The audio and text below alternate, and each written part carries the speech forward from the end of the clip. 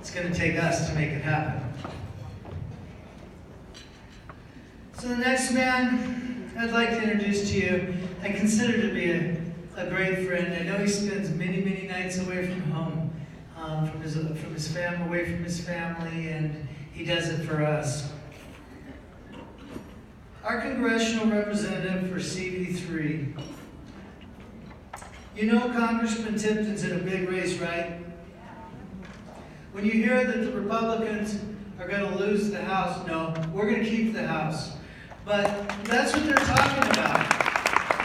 They're talking about all the Scott Tiptons around the country. And he's our representative. And a great one. He understands and he fights for the values of rural Colorado. It's critical that we support him. Every day, he's out there fighting for smaller government that's closer to home. So make sure you tell your friends, your neighbors, we got to vote for these guys. Scott Tipton, thanks for coming.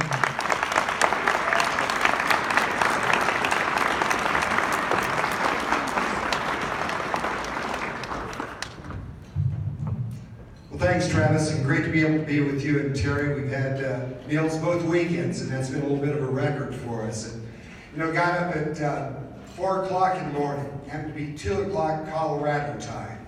Was in Washington early this morning, had some meetings there yesterday that I had to be able to be at, and drove over and very pleased to be able to be with my wife, Jean. She's willing to be with me. Tonight we're celebrating liberty, talking about freedom.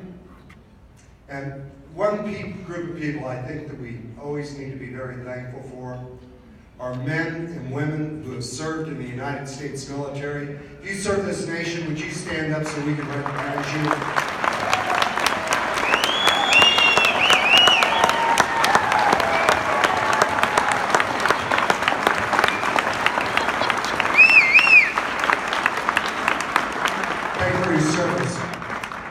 Blessed to have a son-in-law, graduated from the Air Force Academy and just came back from deployment. There's one other group that we also need to thank, and those are the families who serve at home, their spouses and their children as well. Thank you for your service as well. I have a pretty simple question that I'd like to be able to ask you. Are you better off now than you were 2 years ago?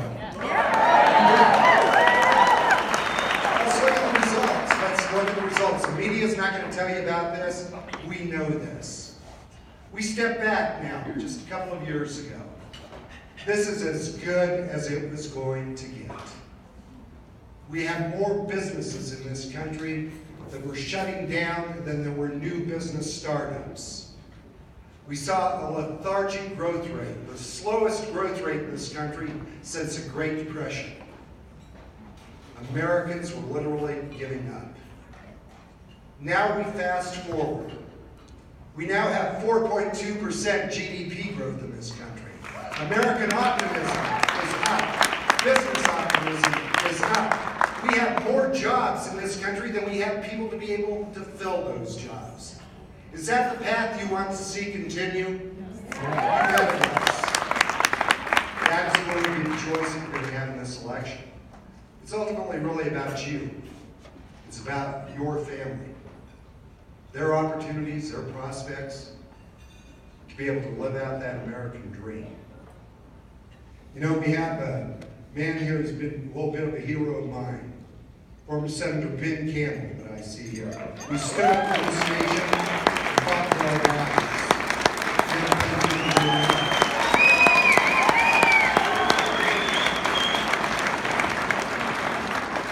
And we do have a challenge.